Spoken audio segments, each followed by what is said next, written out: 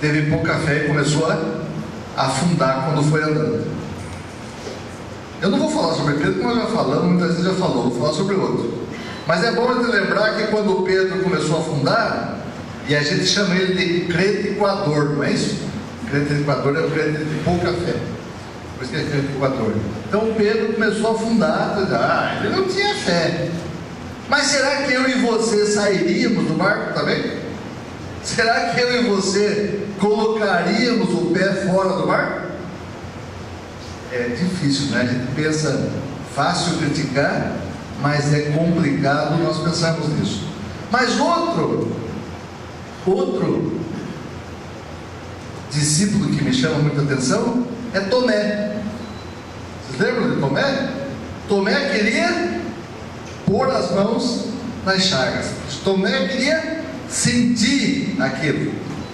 E as pessoas criticam. Mas hoje eu queria fazer uma colocação aqui para nós pensarmos um pouco. Se no nosso coração às vezes nos sobrevêm algumas dúvidas. Se no coração às vezes a gente não se pergunta por que Deus não fez assim. Se nosso coração às vezes nós não queremos dar conselhos a Deus. Olha, o senhor não fez certo. O certo era fazer desse jeito aqui, ó. Se no nosso coração às vezes nós não vemos certas coisas porque não estamos no lugar que nós deveríamos estar. Uma característica que me chama a atenção de Tomé, depois nós vamos falar um pouquinho sobre ele ali, é que estavam lá reunidos, né? Jesus já tinha aparecido. Jesus apareceu logo depois daquela passagem que o pastor falou aqui da caminho de Emaús. Logo depois Jesus aparece, depois Jesus aparece de novo para eles e mostra as chagas. Mas acontece um detalhe: quem não estava lá? Tomé. Então eu queria refletir hoje sobre Tomé não estava lá. Às vezes nós não estamos no lugar certo. Às vezes nós não estamos na hora certa. Às vezes nós somos comprovados. E quando eu estou dizendo isso a mim também, viu, pessoal? Muito a mim. A gente veio morar em Valinhos até para ficar mais perto da igreja, para poder participar mais. Mas a correria da vida às vezes faz a gente deixar de estar em lugares maravilhosos e ver coisas maravilhosas, ver milagres acontecendo. Não precisa abrir, mas a gente sabe muito bem que Deuteronômio 29:29 diz que as coisas encobertas pertencem a Deus, mas as que são abertas pertencem a nós, para nós usarmos, para nós usufruirmos. Mas às vezes a gente quer mais do que as coisas que Deus já revelou, e a gente está tão interessado em certas coisas que nós estamos precisando, que não vemos às vezes milagres maiores acontecendo ao nosso lado. Olha, a Bíblia é repleta de profecias e coisas que estão se cumprindo ou que já se cumpriram. Muitas, dezenas, centenas já se cumpriram. Mas a gente às vezes não presta atenção nisso e começa a achar: mas será? Meu filhinho ficou doente, aconteceu alguma coisa lá, aconteceu isso. Cadê Deus? Aonde está Deus nessa hora? Um escritor que é muito provocativo, Philip S. escreveu um livro que chama assim: Para que serve Deus? Título pesado, né? Ele fez esse título de uma maneira provocativa, porque muitas pessoas começam a fazer essa pergunta. Muitos ateus começam a fazer essa pergunta. Agora, nós estamos aqui falando no meio de pessoas que são crentes, meio de pessoas que creem, meio de pessoas que sabem que Jesus Cristo veio em carne, mas Ele veio para morrer pelos nossos pecados. Mas nós temos que entender também que nós não somos super crentes, que nós temos nossos momentos de debilidade, e esse momento de debilidade que nós temos que estar em lugares aonde temos irmãos que podem nos ajudar naquela hora da nossa fraqueza, da nossa tristeza.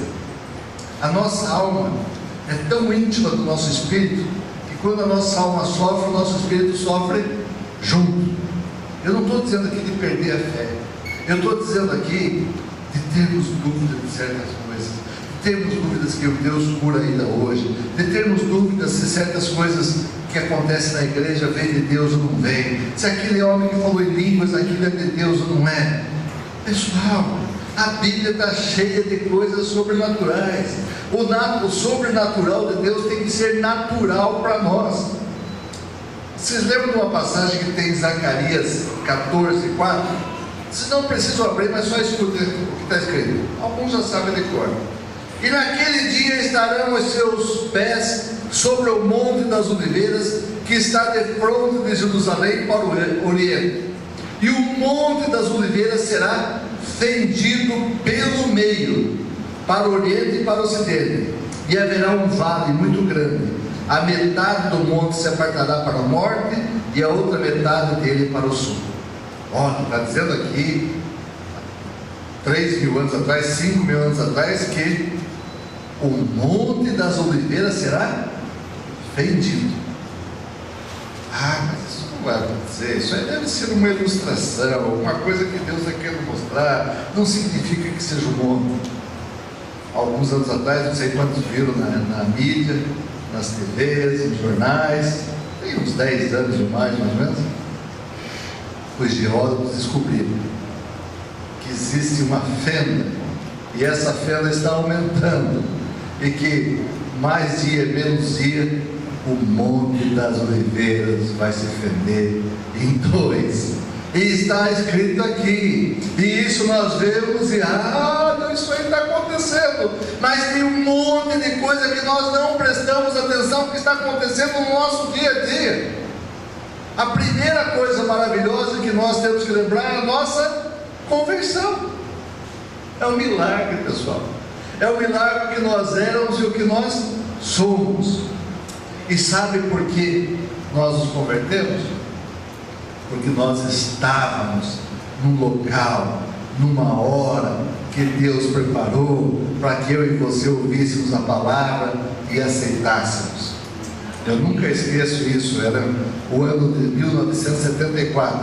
Eu fui ver um coral na cidade de Ponta Grossa e assisti aquele coral, e teve também um tipo de uma peça, e falava sobre o jovem rico e sobre a salvação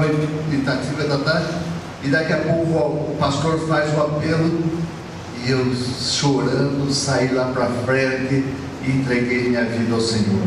E a partir daquele dia eu não fiquei perfeito, e não vou ser perfeito, mas eu vou buscar as coisas certas, eu vou buscar encontrar. Mas o que me chama a atenção então nessa passagem de Tomé é que ele não estava lá. Leio lá em João 20, de 19 a 28. João 20, de 19 a 28. Eu vou começar a fazer uma coisa aqui para ver se o pastor Eugênio também fica nervoso, porque o pastor Eugênio prega, o pastor Eugênio ele fica bem pertinho assim. Ele faz assim, e eu fico, ele vai cair, esse homem vai cair, Senhor, segura esse homem. Agora eu vou ficar aqui também, só para ele incomodar. João 20, de 19 a 28. Chegada, pois, a tarde daquele dia, o primeiro da semana, encerradas as portas onde os discípulos, com medo dos judeus, tinham se ajuntado, chegou Jesus e pôs-se no meio e disse-lhes: paz seja convosco. E dizendo isso, mostrou-lhe suas mãos e o lado, de sorte que os discípulos se alegraram, vendo o Senhor.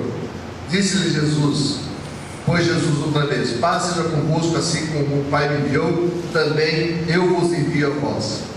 E havendo dito isso, soprou sobre eles e disse-lhes: recebei o Espírito Santo. Aquele a quem perdoardes os pecados lhes serão perdoados, e aqueles a quem os retiverdes lhes serão retidos. Ora, Tomé, um dos 12, chamado Dídimo, não estava com eles. É esse o ponto que eu queria falar. Não estava com eles quando veio Jesus. Disseram depois os outros discípulos: vimos o Senhor. Mas ele lhes disse-lhes: se eu não vir o sinal dos cravos em suas mãos, e se não puser o meu dedo no lugar dos cravos, e não puser a minha mão no seu lado, de maneira nenhuma eu crerei. E 8 dias depois estavam outra vez os seus discípulos dentro e com eles Tomé. Jesus chegou, estando as portas fechadas, e apresentou-se no meio deles e disse: paz seja convosco. Depois disse a Tomé: põe aqui o teu dedo e vê as minhas mãos, e chega a tua mão e põe do meu lado, e não sejas incrédulo, mas crente. Tomé respondeu e disse: Senhor meu e Deus meu. Pessoal, a gente tem que reparar algumas coisas nessa passagem. A primeira que eu queria frisar justamente é que Tomé não estava antes lá, e ele queria ver. Agora imagine se nós estivéssemos numa sala fechada, que as portas estivessem fechadas, trancadas, e nós estivéssemos ali orando, e de repente no meio surgia Jesus. Isso já não seria sobrenatural o bastante?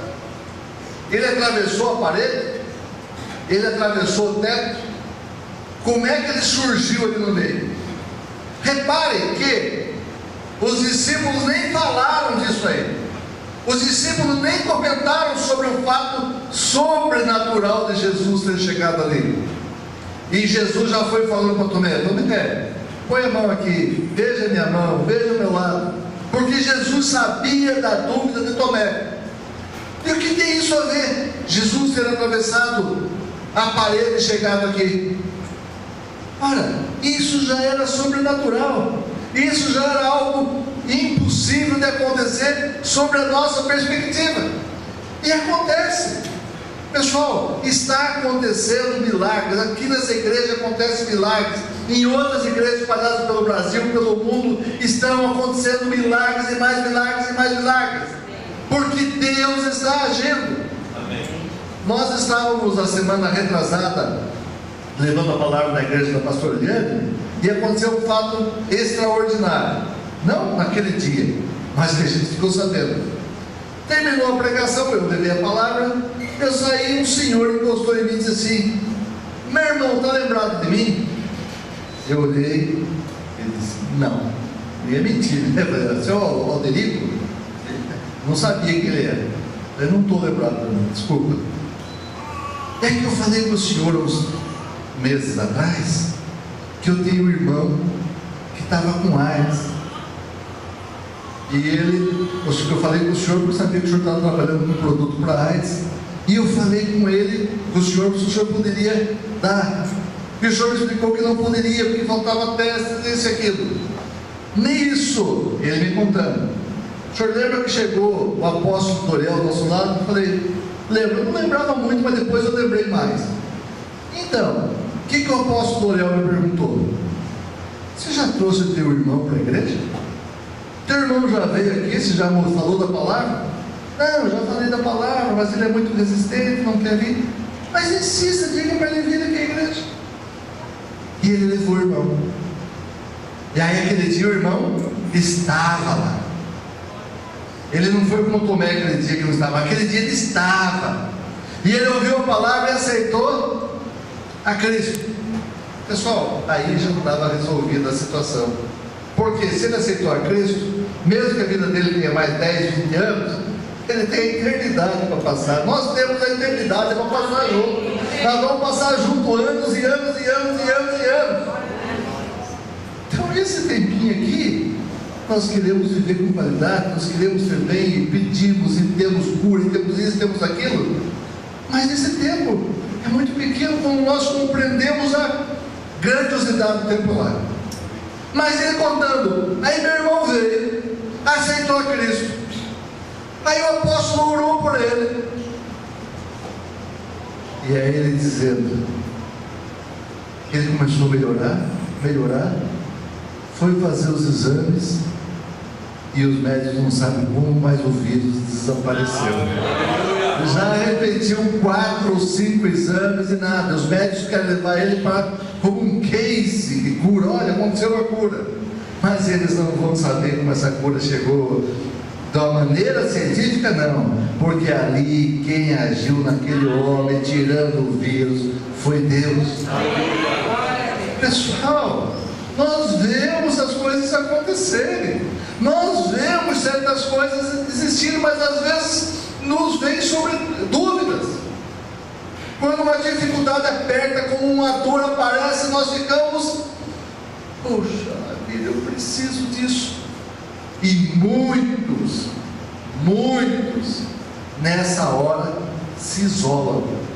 Muitos nessa hora começam a se afastar dos irmãos e se afastar da igreja.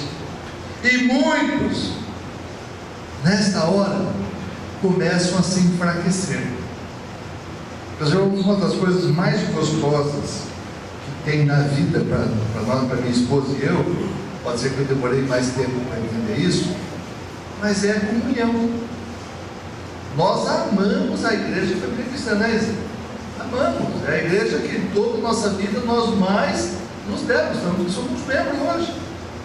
Tem outras igrejas boas? Claro que tem, mas aqui existe uma comunhão gostosa. É lógico que é difícil nós conhecermos todos tão bem, então forma-se grupos, mas durante o culto, durante a administração, nós estamos juntos, e é o que o pastor Kelsen fala, estamos juntos, né?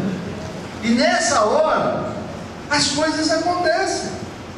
Nessa hora em que nós oramos, nessa hora que nós nos fortalecemos, nós não devemos isolar. Em João 20, 24 diz: ora, tomei um dos 12, chamado Dízimo, não estava com eles quando veio Jesus. Quando nos isolamos, não pertencemos a uma comunidade, nós nos isolamos. Já presenciamos milagres em igrejas por estar lá, ou perdemos dever por não estar lá. Quantos já não falaram um dia: ai, que pena que não fui, não vi isso acontecer? Eu já falei várias vezes. Uma vez foi um pregador grande numa cidade próxima a Caruaru, e nesse dia houve dezenas de milagres, e a gente era baterista de Santa Cruz do Capibaribe, eu acho, e a gente não foi. E aconteceram coisas extraordinárias. Cegos começaram a ver, surdos começaram a ouvir e falar. Diz que uma criança foi a coisa mais linda. As pessoas me contaram, tipo, por que eu não estava lá, né? Diz que uma criança que todo mundo sabia, conhecia da comunidade, tinha 6, 7 anos, surda e muda porque ela não entendia e não sabia falar. E naquele dia esse pregador falando, chamou as pessoas à frente, chamou os cegos, depois chamou os surdos, chamou isso, chamou aquilo, e a criança de 6, 7 anos começou a ouvir e ficou extasiada, e olhando para um para o outro, daí ele falou: fale alguma coisa. Aí ele falou: Jesus Cristo, eu te amo. Ele era surdo e mudo e falou. Sabe, eu queria ter visto isso. Não porque eu tenha dúvida que Deus pode fazer, mas é tão gostoso ver o poder de Deus acontecendo ao nosso derredor, que às vezes nós não prestamos atenção. Eu já disse aqui também, Benjamin Franklin, ex-presidente americano, ele diz o seguinte, que é um ateu, é possível para um ateu olhar para os chãos e não crer, mas é impossível olhar para os céus e não crer em Deus. É impossível nós olharmos as estrelas. Já preguei várias vezes sobre isso, que eu gosto demais, e nós não vermos a imensidão das coisas que acontecem. A outra coisa que a gente fala quando se isolar, né? Tomé havia escolhido a solidão. Com isso, Tomé perdeu não somente a consolação, mas também o milagre. A dúvida brota do escuro, ela prospera na solidão fria e úmida do espírito humano. No isolamento, as dúvidas parecem maiores e mais ameaçadoras. Eu tinha, quando jovem, um problema com o começo do entardecer. Não sei se tem psicólogo aqui, ou psicólogo, mas esse cara acho que era meio louco. Eu tinha uma dificuldade quando começava a escurecer, me passava uma tristeza, porque o dia era uma coisa vibrante, e a noite me parecia não, trevas. Então eu tive uma dificuldade. Isso depois que eu conheci a Cristo, desapareceu. Mas eu tinha isso. À noite, quando nós estamos isolados, quando nós estamos separados, as trevas parecem mais escuras, os problemas parecem maiores. Eu não gosto, a minha esposa sabe, eu não gosto de discutir situação de problemas à noite, porque parece que me tira o sono, aquele problema fica maior do que é. É interessante isso. E de dia não, parece que de dia você amanhece revigorado, parece que as coisas estão claras. E uma coisa a gente deve lembrar: não que a noite não pertence a Deus, a noite pertence a Deus, mas Deus é a luz do mundo, e aonde Ele aparece, as coisas brilham de uma maneira diferente. Aonde a sua luz aparece, ela é diferente. Eu vi um programa esses dias, eu até gravei, que eu achei impressionante. Eu sou apaixonado também por cores, sabe? Eu acho que cores tem certos mistérios que a gente não conhece muito bem. Eu já falei aqui para vocês um dia que a primeira aliança que Deus fez com o homem foi o arco-íris. E aqueles que lembram do tempo de estudo, né? Na escola, no ginásio, muitos viram o professor fazer, ou pelo menos olharam no livro. Tinha um prisma, tipo um triângulo de cristal, onde a luz passava, e por ali ela aparecia em 7 cores. Lembram disso? E se eu pegasse as 7 luzes e passar de novo no prisma, ela se transforma em uma só. Sabe o que me parece isso? É como se Deus dissesse assim: bom, Deus é a luz do mundo, então eu vou deixar eles dar uma olhadinha um pouquinho na beleza da minha santidade. Quando eu passo pelas gotículas de água, eles dão uma olhadinha na beleza das cores que eu tenho. E vocês reparem que se a luz estiver mais escura, se o ambiente estiver mais escuro, certas cores não são tão bonitas, as cores não têm aquela beleza que ela tem. Quando a luz começa a bater naquele local, aparece toda a beleza da cor. Assim é você e eu. Nós não temos uma beleza muito grande, nossa, exterior ou interior, mas quando a luz de Deus passa na nossa vida, entra em mim e em você, nós começamos a brilhar diferente, e as pessoas de fora olham e dizem: aquela pessoa é diferente, o que ela tem de diferente? E aí nós temos Jesus. Nós somos igual aquele burrico que entrou com Jesus. Quando nós estamos com Ele, nós brilhamos, as pessoas nos olham, as pessoas nos reparam, as pessoas nos acham diferentes, elas chegam e dizem: nossa, que espetáculo, porque nós temos Jesus no nosso ser. Então, as dúvidas aparecem. Nosso corpo e alma vivem em tanta harmonia, tão íntima, que podem pegar a doença um do outro. Não se isole, mantenha contato com as pessoas, com a comunhão, e você fortalecerá sua fé e terá menos dúvida em seu coração.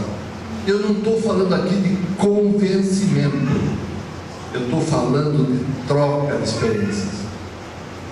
Sabe, é a segunda vez ontem que nós tivemos o encontro do grupo familiar, né? E é tão gostoso porque naquela hora você conta as bênçãos, você coloca os seus pedidos, você troca informações, você vê Deus agindo, você vê o que Deus fez e o que Deus vai fazer. Então nós não estamos isolados, nós precisamos um do outro para que nós possamos sobreviver. E olha, eu e você somos banhados por um sangue, o sangue de Jesus Cristo. Eu e você somos como uma célula do corpo, que é o corpo de Jesus Cristo, e Ele é a cabeça. E esse sangue que gira em volta do nosso corpo banha eu e você. É o sangue de Cristo que foi derramado lá atrás. Dúvidas podem nos fazer buscar evidências. A dúvida verdadeira não se afasta dos fatos, ela persegue a verdade com teimosia. Tomé nunca disse que era impossível. Jamais desprezou a possibilidade do milagre, mas ele queria ver, ele queria olhar, ele queria sentir. Eu tenho certeza que aqui nesse culto ninguém duvida de milagres, mas eu também tenho certeza que muitos, na hora que precisam do milagre, ficam às vezes até meio com medo de pedir, porque pensam: eu vou me decepcionar. Mas você não vai se decepcionar nunca.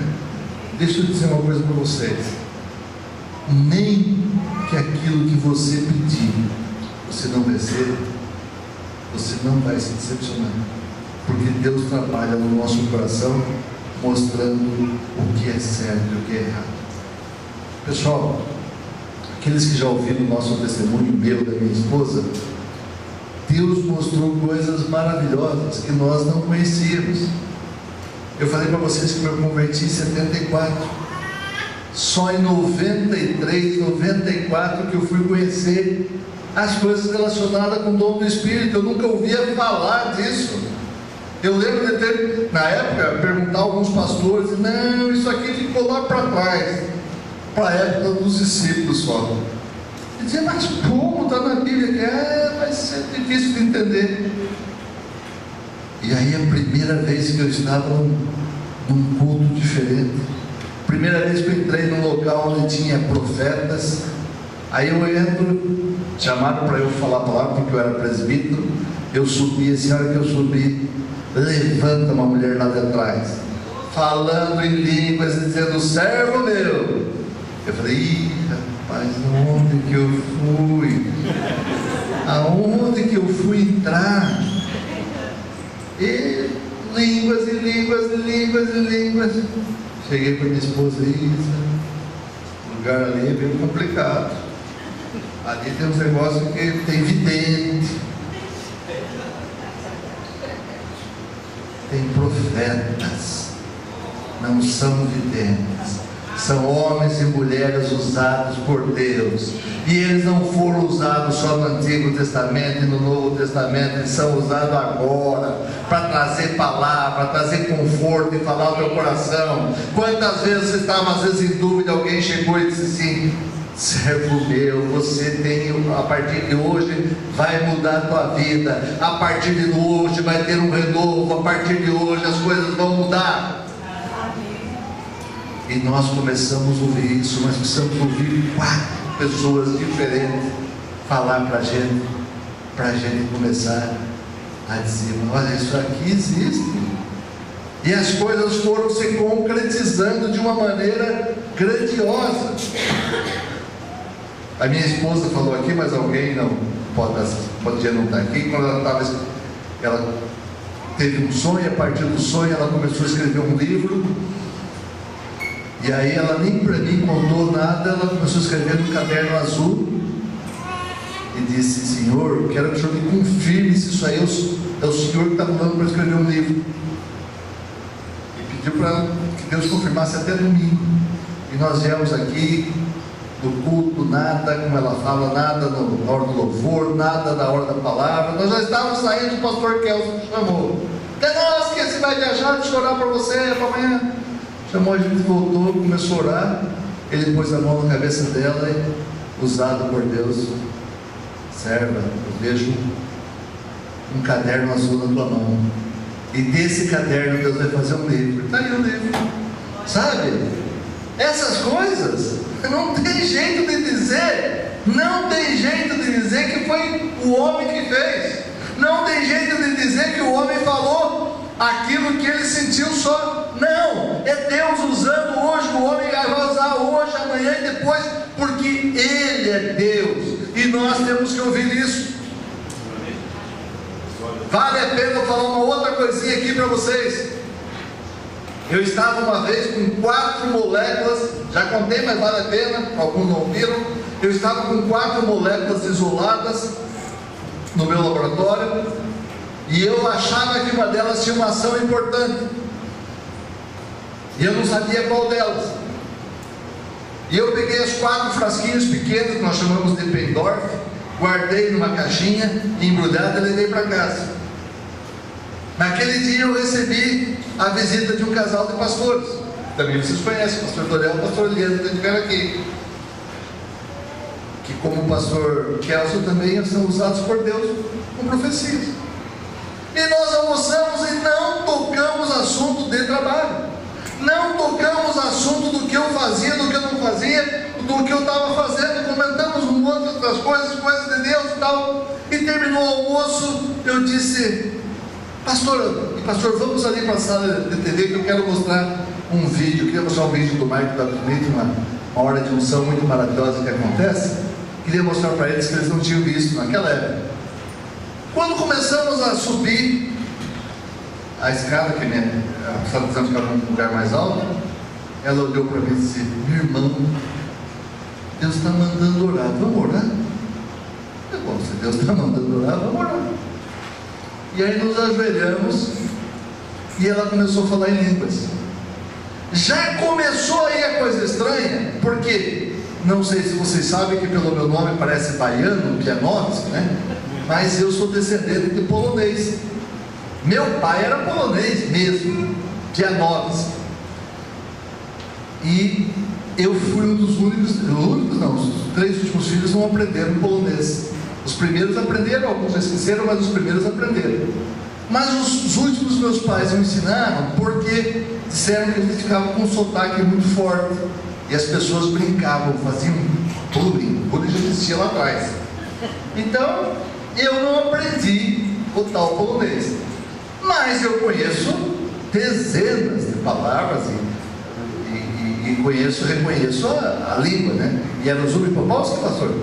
Então, você fala polonês, pastor? Então a gente conhece um pouco. E para ter Deus, para mostrar, às vezes a gente é incrédulo, qual é a língua que ele começou a usar para o pastor? Polonês. Ela começou a falar em polonês, sabe? Profecia em polonês, já viu dessa?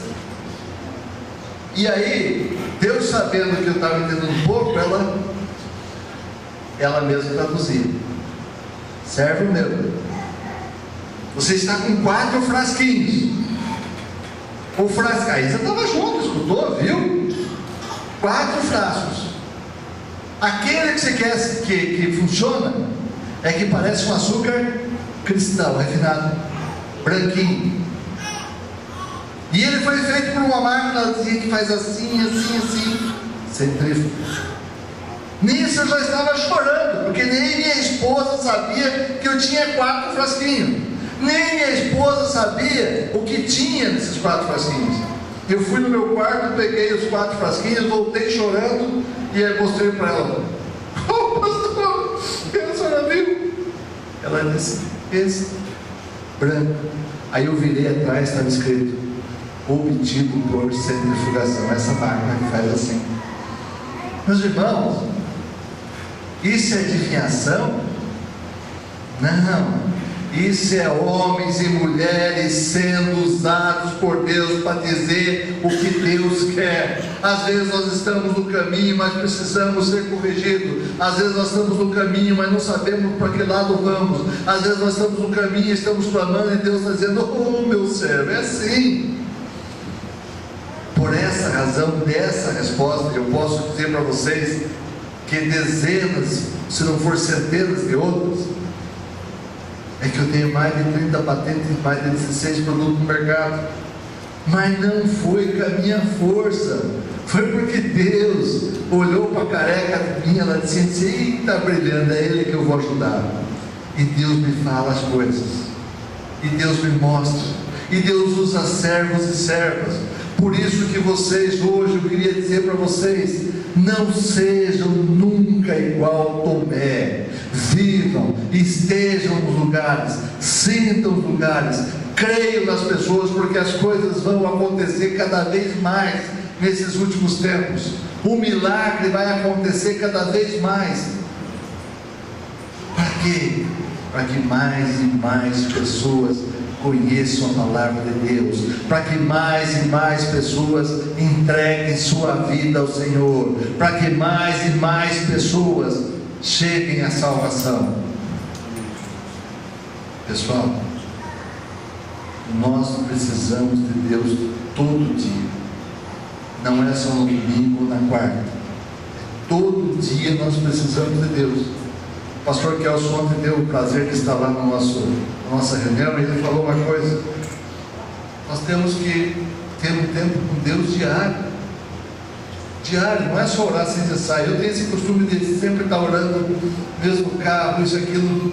Mas ele falou uma verdade, é um horário para tirar, lermos e chegarmos, né, a algumas coisas.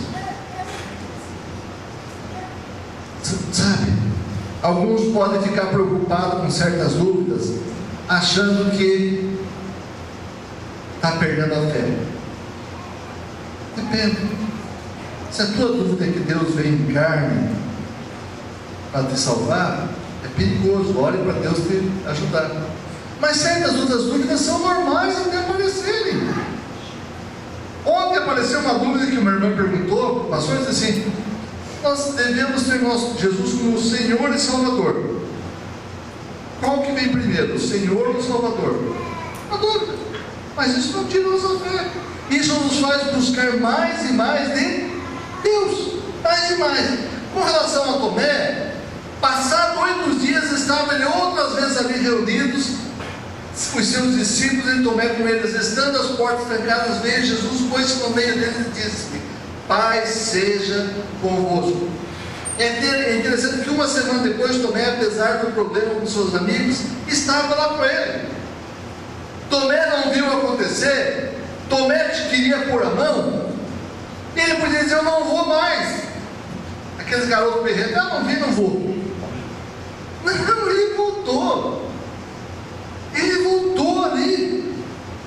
Pessoal, entendo uma coisa que é muito importante, para mim foi muito importante o que aconteceu com Pedro. A partir desse ponto, eu vi o seguinte: Pedro andava com Jesus Cristo, Pedro via os milagres de Jesus Cristo, Pedro falava um monte de coisa, mas quando Jesus falou que tinha que morrer, Pedro quis dar conselho para Deus, quis dizer: Jesus, não, você não vai morrer, nada. Nós não queremos fazer isso também, às vezes com Deus. E o que Jesus fala para Pedro? Pedro, na mesma hora que Pedro fala isso, ele fala: arreda-te de ti, Satanás. E Pedro. E aí nós não podemos acontecer certas dúvidas? Nós não podemos ter certas dificuldades? Podemos, mas nós temos que buscar aonde? Na fonte da água pura que vem, que é Jesus Cristo. Não água contaminada. Sabe, a água sai lá aonde nasce a água. Eu nunca fui, mas dizem, eu vi fotos aonde nasce o rio Tietê. É lindo.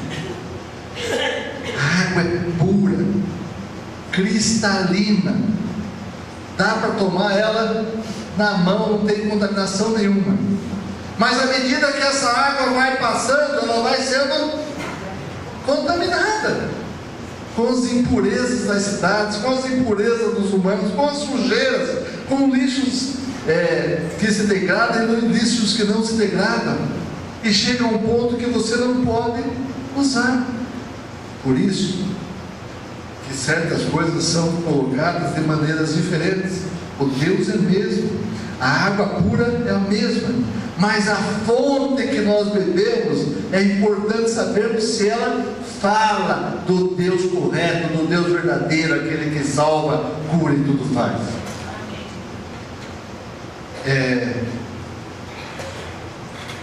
Muitas pessoas às vezes confundem a salvação, e muitas pessoas às vezes confundem senhorio, e muitas pessoas enganadas confundem poder de Deus com poder de homens. Isso é errado.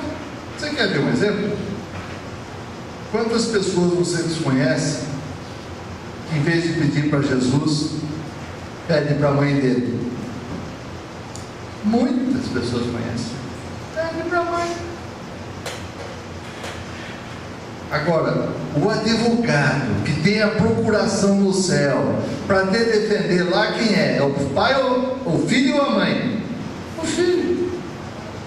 Imagine que vocês contratem o doutor Alexandre, que é o advogado aí, contratem ele com uma causa.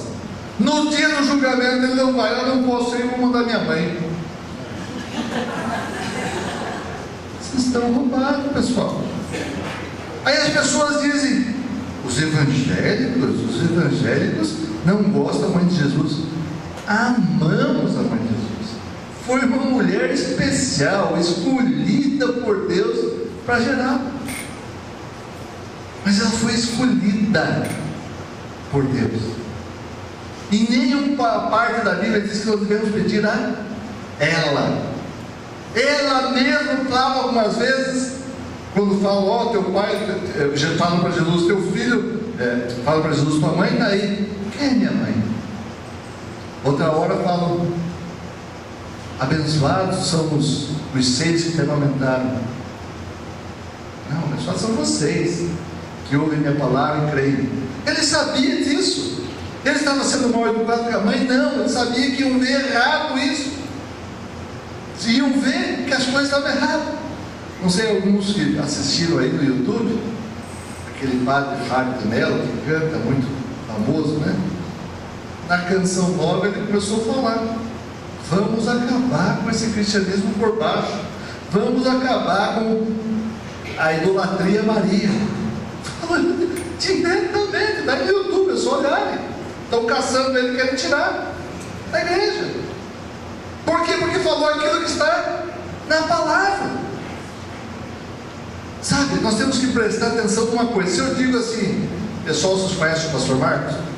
Conhecem? Eu digo: olha, vou contar um segredo para vocês. O pastor Marcos não consegue fazer cirurgia cerebral. Eu estou mentindo? O senhor é cirurgião cerebral? Não, eu não estou mentindo. Por eu falar que ele não faz cirurgia cerebral, eu estou diminuindo ele? Não, eu estou dizendo uma verdade, não faz cirurgia cerebral. Eu também não faço. Então, se eu disser assim: Maria é a mãe de Jesus, mas a ela não foi dado o poder de salvar, não foi dado o poder de cura, eu estou denegrindo ela? Não, eu estou dizendo a verdade. Então, o que nós temos que buscar e procurar é a fonte verdadeira, que é Jesus Cristo, o único e suficiente Salvador das nossas vidas. Esse mesmo padre fala no final do YouTube, diz assim: é Jesus que morreu por nós, é Jesus que nos salva, é Jesus que traz a salvação, porque essa é a verdade. E conhecereis a verdade, e a verdade vos libertará. Então nós temos que andar na verdade, procurar quem pode nos ajudar. Às vezes a dúvida fortalece a nossa fé, porque nós começamos a procurar e achamos a resposta. Eu marquei uma coisa que a gente deveria fazer depois disso. Nós deveríamos, em primeiro lugar, reconhecer pessoalmente as nossas dúvidas. Nós devemos reconhecer e pôr diante de Deus, e falar com os líderes, com os pastores, com os profetas, com homens de Deus que buscam a palavra. Segunda coisa, expressar claramente suas dúvidas. Aponte o dedo para as causas da sua incerteza. A dúvida sem nome é aquela que você não deve, em hipótese alguma, obrigar. Identifique claramente, defina claramente e enfrente-a. Eu vou falar uma coisa aqui que minha mulher pode não gostar muito, mas minha mulher sofreu algum negócio que outras pessoas podem estar sofrendo aqui, porque é por isso que eu vou falar. Ela achou que ela tinha ofendido o Espírito Santo, que não tinha mais salvação. Porque tem uma parte da palavra que fala isso. E muitas pessoas podem ter problemas com isso, porque um dia falaram coisas contra o Espírito Santo. Mas tente entender o contexto, ou o que vocês falaram, se era antes do conhecimento que vocês tinham plenamente da palavra. Porque Porque se não for, se for depois, porque antes, se fosse assim, nenhum pai de santo, nenhum homem feiticeiro poderia ser salvo. Eles são salvos, porque o sangue de Jesus é suficiente para salvar tudo isso. Mas às vezes essa culpa destrói o coração das pessoas. A culpa do pecado lá atrás também destrói o coração das pessoas. Mas Deus falou que Ele não vai se lembrar de nenhum dos nossos pecados. Ele joga no lamaçal. Não interessa o que eu era antes, interessa o que eu sou agora. Ore por suas dúvidas. Um escritor cristão, Mark Liddell, desenvolveu uma fórmula interessante. Preste atenção. Transforme suas dúvidas em perguntas. Tem dúvida? Transforme em perguntas. Transforme suas perguntas em oração. Leve suas orações a Deus. Você pode levar suas dúvidas diretamente a Deus. Ele não vai se ofender. Deus é quem melhor lida com as nossas frustrações e nossas perguntas. Aceite as limitações que nós temos. Nós temos que aceitar que nós temos limitações. Se você não aceitar que você tem limitações, você vai ficar desesperado por certas coisas. Imagina o seguinte: nós somos 7 bilhões no planeta, e quantas pessoas dessas não são salvas? Eu tenho que fazer minha parte, eu tenho que fazer minha parte, eu tenho que fazer minha parte. Mas a tua parte não é os 7 bilhões. A tua parte é o que ainda está do teu lado, a quem você vê, a quem você conhece. Existem irmãos que estão no restante do mundo. Isso às vezes frustra as pessoas, porque as pessoas dizem: eu estou impotente, eu não posso nada. Não, você faz. Aonde você passou, você fez. Aonde você conheceu alguém, você falou. Agora, o que eu acho impressionante é no João 20, 29, o último diz assim: disse-lhe Jesus: porque me viste e creste? Bem-aventurados os que não viram e creram. Eu e você somos bem-aventurados, porque nós não vimos as feridas de Jesus, nós não pudemos colocar a mão lá, mas por ela, eu e você somos salvos, e nós cremos nisso. O dia que você e eu entregou a vida ao Senhor Jesus Cristo, você sabia que aquela ferida te curou, aquela ferida dele te transformou, aquela ferida dele cobriu os teus pecados, aquela ferida dele te deu salvação, aquela ferida dele fez você uma nova criatura. E nós passamos a ser filhos de Deus. Até então nós éramos o quê? Criaturas. Mas a partir daquele dia nós deixamos de ser criaturas e passamos a ser filhos de Deus. Será que todos nós já podemos dizer amém? Eu sou filho de Deus. Glória a Deus, eu sou filho de Deus. Eu sou filho de Deus. Filho de Deus, vocês entendem o que é isso? A dimensão disso. Filho, Jesus Cristo é meu irmão mais velho. Vamos jogar futebol com ele, né, pastor Marcos? Você acha que nós somos fracos? Nós temos o dono do mundo como nosso Pai, e nós temos que pôr isso tão forte no nosso coração, de uma maneira que nós possamos entender e nunca mais esquecer disso. O teu coração e o meu coração tem átrios igual o templo de Jerusalém, e a passagem de um desses átrios para dentro, para o ventrículo, num dos lados tem uma válvula que se chama tricúspide. Mais ou menos se como você falar que tem 3 portas, mas as 3 portas levam a um lugar só. Do átrio você vai para o Santo dos Santos, que é o último lugar que você chega. Em teu coração tem uma válvula com 3 portas, mas ela te leva a um lugar só. Só tem uma maneira de nós atingirmos o Santo dos Santos: é por por meio de Jesus Cristo, que faz parte da Trindade, Deus Pai, Filho e Espírito Santo. Para finalizar, para aqueles que não ouviram falar ainda isso aqui um dia, eu vou repetir, é muito rápido.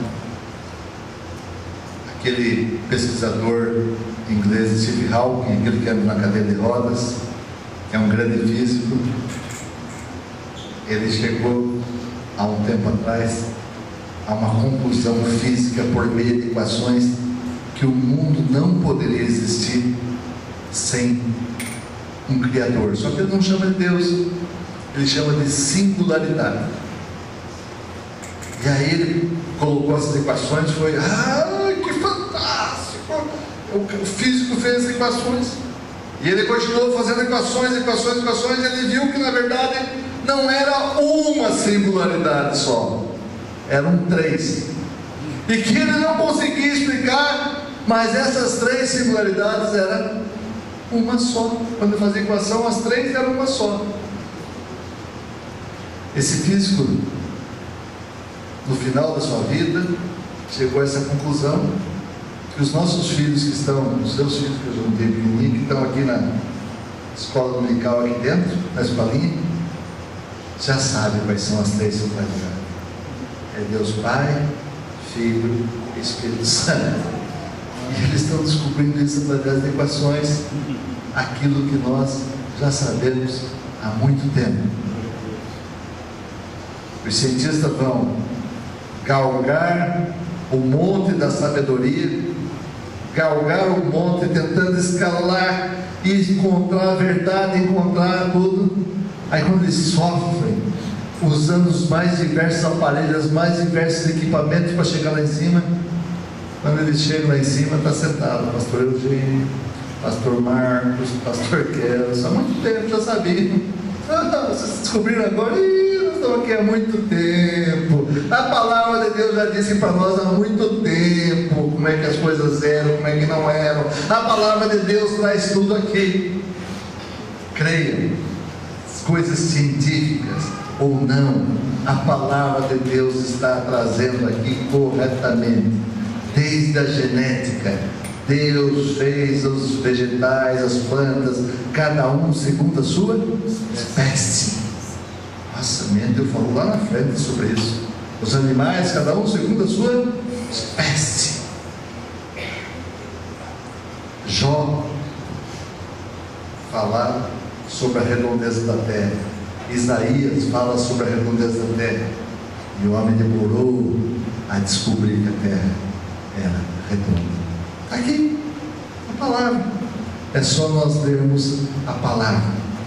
Não deixe, meus irmãos, não deixe que a dúvida ultrapasse o coração de vocês, dilacerando, machucando, porque Deus, que fez eu e você, fez cada uma das suas células, pode dirimir a tua dúvida. E se vocês têm coisas a pedir, não tenham medo de pedir, porque o estoque de Deus tem tudo aquilo que não tem na terra. Às vezes nós não pedimos porque achamos, isso aí é muito difícil. O almoxarifado de Deus tem isso e muito mais. E se não tiver, Ele faz na hora. Está faltando. O anjo diz, olha, isso está faltando estoque, Senhor. Então eu faço agora. Está feito, pode mandar lá para baixo. Porque Deus é Deus, é Ele que faz todas as coisas, e nós temos que crer nisso, e temos que deixar de ser Tomé, até certo ponto, porque certo ponto Tomé foi bom ser, porque ele duvidou, mas a partir do momento que ele creu, ele foi um homem diferente. Assim como Pedro, a partir do momento que teve aquelas respostas de Deus, e que Jesus voltou para falar com ele, perguntou várias vezes se ele amava, Pedro foi um homem diferente, que as pessoas queriam passar pela sua sombra para serem curados. Mas Pedro nunca esqueceu que ele era homem. Quando o Cornélio ia chegando perto dele, você chegou, o que ele falou? Levanta-me, porque eu também sou homem. Que Deus possa abençoar cada um de nós nessa dia. Amém? Amém.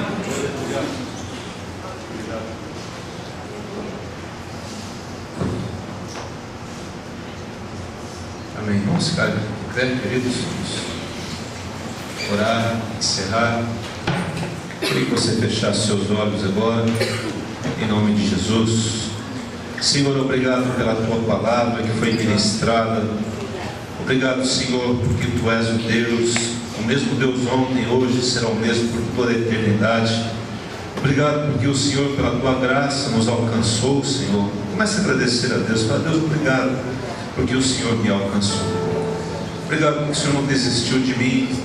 Quando o Senhor me tocava, falava com o meu coração, eu resistia ao Senhor. Mas o Senhor não desistiu de mim e hoje eu estou aqui na Tua presença. E não há lugar melhor do que esse de estar aqui, Senhor.